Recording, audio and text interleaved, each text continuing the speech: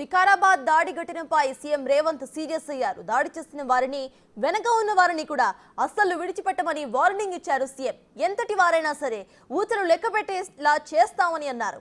BRS నేతలు చేసిన ఆరోపణలను ఖండించారు సీఎం.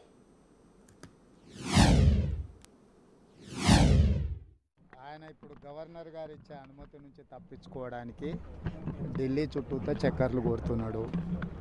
బీజేపీ బీఆర్ యొక్క చీకటి బంధం ఇప్పుడు బయటపడుతుంది. అతను అధికారంలో ఉన్నప్పుడు పాల్పడ్డ అవినీతికి సంబంధించి విచారణ మొదలైంది. ఆ విచారణకు జవాబు చెప్పకుండా ఎదురుదాడి చేయాలనుకుంటున్నారు. ఏ సృజన్ రెడ్డి అయితే పేరు చెప్తుండో ఆ సృజన్ రెడ్డి ఉపేందర్ రెడ్డి గారు అల్లుడు. Upender Reddy BRS MLA. Same Srujan Reddy కంపెనీకి బీఆర్ఎస్ గవర్నమెంట్లో వేల కోట్ల రూపాయల వర్క్ ఇచ్చింది ఆన్ రికార్డ్. అధికారుల మీద పాశవికంగా దాడి చేసి వాళ్ళని చంపాలనే ప్రయత్నం చేయడాన్ని ఏ రకంగా బీఆర్ఎస్ సమర్థించుకుంటుంది? అంటే ఈ సంస్కృతి రేపు పొద్దుగాల ఇదే దాడి బీఆర్ఎస్ నాయకుల మీద జరిగిందనుకో, ఒక ఊరిలో వెళ్ళినప్పుడు అంతకంటే ముందు మాకు అన్యాయం చేసింది కాబట్టి ఇప్పుడు మిమ్మల్ని దాడులు చేస్తామని అన్నారు అనుకో, ఆ దాడులను కూడా బీఆర్ఎస్ వాళ్ళు సమర్థిస్తారా? ఖచ్చితంగా ఈ దాడులను తీవ్రంగా ఖండించాల్సిన అవసరం ఉంది. దాడులు చేసిన వాళ్ళు, దాడులను ప్రోత్సహించిన వాళ్ళ పట్ల రాష్ట్ర ప్రభుత్వం కఠినంగా వ్యవహరిస్తుంది. ఎంత వారులున్నా, ఎంత పెద్దోళ్ళున్నా ఊచలు లెక్కబెట్టక తప్పదు. ఎందుకంటే అధికారుల మీద దాడులు చేస్తే చూసుకుంటూ రాష్ట్ర ప్రభుత్వం ఊరుకోదు.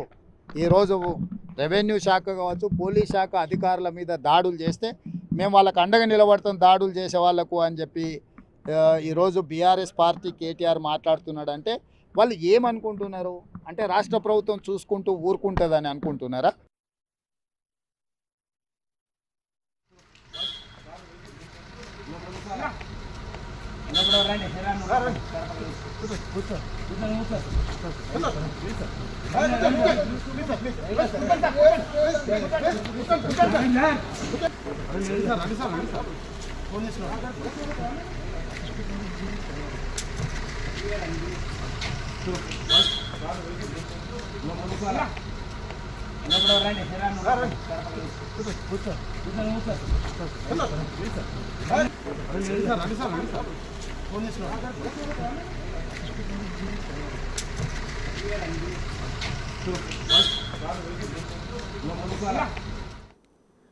మొత్తానికి బీఆర్ఎస్ మాజీ ఎమ్మెల్యే అరెస్ట్ అయ్యారు. ఇటు పట్నం నరేందర్ ని అరెస్ట్ చేసిన విజువల్స్ ని చూస్తున్నాము. వాకింగ్ చేస్తూ ఉండగా పోలీసులు అయితే అరెస్ట్ చేశారు.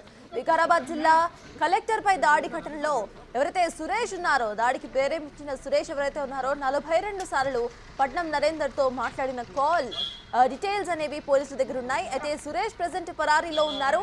ఇక పట్నం నరేందర్ వాకింగ్ చేస్తూ ఉండగా పోలీసులు అరెస్ట్ చేసి తీసుకువెళ్లారు. ఇన్వెస్టిగేషన్ అయితే ప్రాసెస్ లో ఉంది. At the same time Suresh కు సంబంధించి గాలింపు చర్యలు కూడా చేపడుతున్నారు. మొత్తంగా ఇటు సురేష్ పట్నం నరేందర్ తో 42 సార్లు ఫోన్ లో మాట్లాడారు. ఆ తర్వాత కలెక్టర్ గ్రామ శివారులోకి వచ్చిన తర్వాత మా గ్రామానికి రావాలి, ఇటు నుండి కొంత దూరంలోనే మా గ్రామం ఉంది, గ్రామం లోపలికి వచ్చి ప్రజలతో మాట్లాడితే బాగుంటుంది అని సురేష్ చెప్పిన ఒక సజెషన్ మేరకే అటు కలెక్టర్ లోపలికి వెళ్లారు. ఆ తర్వాత అక్కడున్న ప్రజలు ఎవరైతే ఉన్నారో ఆల్రెడీ అంటే బీఆర్ఎస్ ద్వారా లేకపోతే సురేష్ ద్వారా ఆల్రెడీ ఎవరైతే ప్రేరేపించి ఉన్నారో వాళ్ళందరూ కూడా రాళ్లు రువ్వటం కానివ్వండి, కార్ల మీద లేకపోతే బూతులు తిట్టడం కానీ స్టార్ట్ చేశారు. సో ఫైనలీ బీఆర్ఎస్ హస్తం ఇందులో ఉంది అని పోలీసులే తేల్చి చెప్పారు. విజువల్స్ చూస్తున్నాం. పట్నం నరేందర్ రెడ్డిని అరెస్ట్ చేసి తీసుకువెళ్తున్న విజువల్స్ బిగ్ టీవీ స్క్రీన్ మీద ఎక్స్క్లూజివ్ గా చూస్తున్నాం.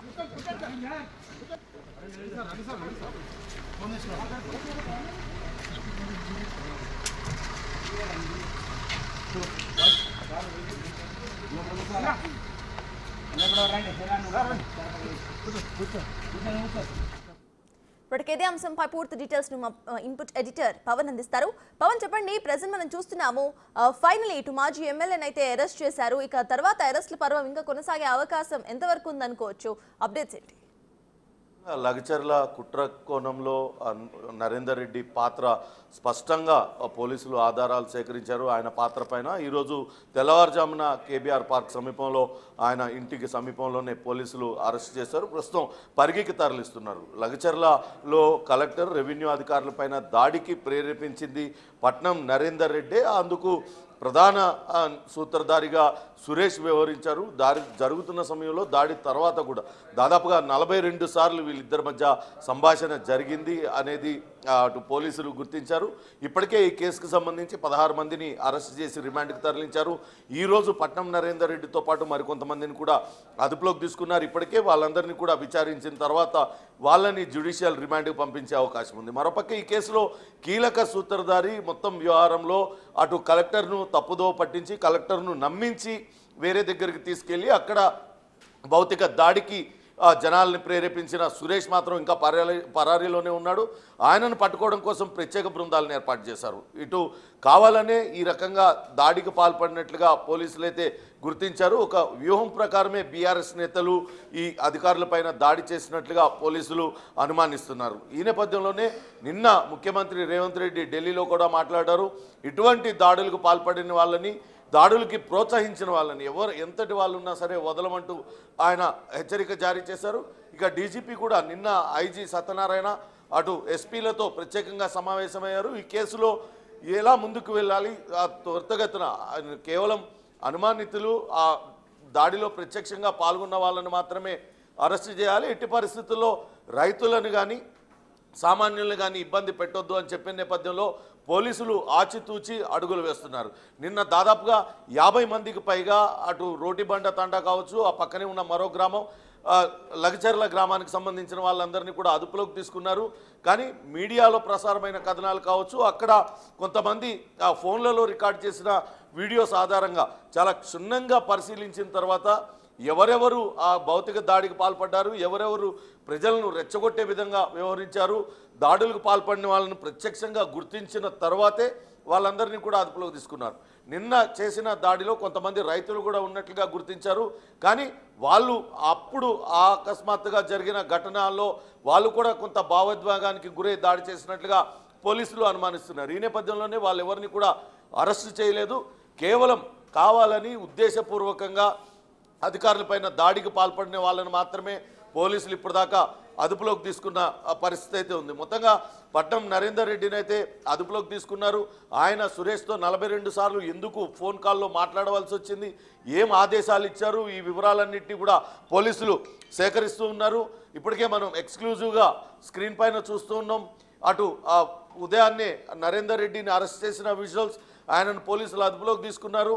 అటు పరిగి పోలీస్ స్టేషన్కి తరలించి పరిగి పోలీస్ స్టేషన్లో ఉంచి ఆయనను విచారిస్తారు. కేటీఆర్తో ఏమని మాట్లాడారు, కేటీఆర్ ఏం ఆదేశాలు ఇచ్చారు, ఎవరి ఆదేశాల మేరకు అక్కడ మీరు ఆ దాడికి పాల్పడ్డారు తదితర వివరాలన్నింటినీ కూడా సేకరించే అవకాశం ఉంది. ఇప్పటికే పోలీసులు కూడా చాలా స్పష్టంగా చెప్తున్నారు, ఈ కేసులో ఎంతటి వాళ్ళున్నా దీని వెనకాల దాడులకు ప్రేరేపించిన వాళ్ళని ఎట్టి పరిస్థితుల్లో కూడా వదలబోమంటూ చెప్పిన నేపథ్యంలో మరికొంతమందికి కూడా ఇది చుట్టుకునే అవకాశం లేకపోలేదు. నిన్న దాడి జరిగిన సమయంలో ప్రత్యక్షంగా అక్కడ ఎవరెవరు ఉన్నారు అనేది సాంకేతిక వివరాలన్నింటినీ కూడా పోలీసులు ఇప్పటికే సేకరించారు. స్థానికంగా ఉన్న సెల్ ఫోన్ టవర్ల ఆధారంగా అక్కడ యాక్టివ్గా ఉన్న సెల్ ఫోన్ల అన్నింటినీ కూడా వందల సంఖ్యలో సెల్ ఫోన్ నంబర్లను విశ్లేషించారు.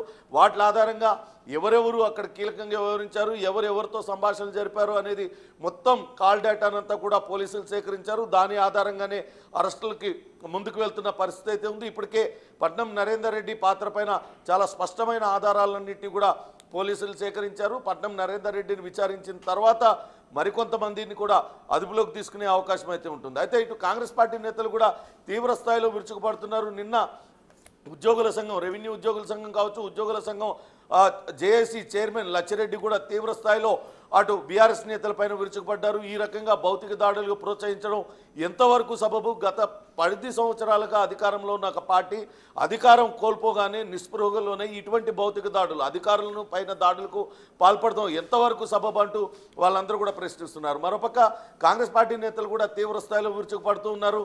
అటు కావాలనే బీఆర్ఎస్ పార్టీ అధికారం కోల్పోయి నిరాశ నిస్పృహల్లో ఇటువంటి దాడులకు పాల్పడుతుంది. కేవలం కేటీఆర్ ఆదేశాలతోనే ఇదంతా కూడా జరిగింది కాబట్టి కేటీఆర్ గతంలో చేసిన అవినీతికి సంబంధించి ఆయన గుట్టంతా ఎక్కడ బయటపడుతుందో అన్న భయాందోళనతో ఇప్పటికే ఢిల్లీలో చక్కర్లు కొడుతున్నాడు. కానీ ఇప్పుడు చూస్తే ఇక్కడ ఇటువంటి కుట్రలు పన్ని ఒక శాంతి భద్రతలకు విఘాతం కలిగించే విధంగా వ్యవహరించాలనుకుంటున్నాడు. ఖబర్దార్ అంటూ కూడా కాంగ్రెస్ నేతలు కూడా బీఆర్ఎస్ నేతలను హెచ్చరిస్తున్న పరిస్థితి అయితే ఉంది. నిన్న బీఆర్ఎస్ నేతలు ఇప్పుడు అరెస్ట్ అయిన పట్నం నరేందర్ రెడ్డి స్వయంగా ఆయనే ఒప్పుకున్నారు. సురేష్తో తాను మాట్లాడాను, ఒక కార్యకర్తగా తనకు చేస్తూ ఉంటాడు, చాలా మాట్లాడుకుంటాం, అన్నీ మీకెందుకు అన్నట్లుగా ఆయన మాట్లాడారు. నిన్న జరిగిన దాడిని వాళ్ళు వెనకేసుకొచ్చినట్లుగా సమర్థించినట్టుగా మాట్లాడతాన్ని అందరూ కూడా గమనిస్తూ ఉన్నారు. ఈ నేపథ్యంలోనే పోలీసులు కూడా నిన్న జరిగిన ఇన్సిడెంట్ను మొత్తం అన్ని కాల్ డేటాలు విశ్లేషించడం కావచ్చు, రకరకాలుగా ఆధారాలు సేకరించిన తర్వాతనే ఒక అడుగు ముందుకు వేశారు. ఇప్పుడు పట్నం నరేందర్ రెడ్డిని అయితే అదుపులోకి తీసుకున్నారు. పరిగి పోలీస్ స్టేషన్లో మరికొంత అనుమానితులను, అటు లగిచర్ల గ్రామానికి సంబంధించిన వాళ్ళు, అటు రోటిబాండ తాండాకు సంబంధించిన వాళ్ళను కూడా అదుపులోకి తీసుకున్నారు. వాళ్ళను కూడా విచారిస్తున్నారు.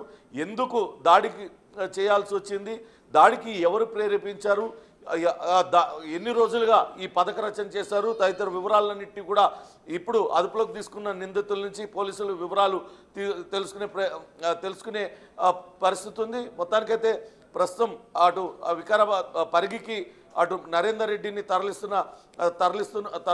తరలించిన తర్వాత విచారణ కొనసాగే అవకాశం ఉంటుంది. సర్తాజ్. Right, thank you Pawan.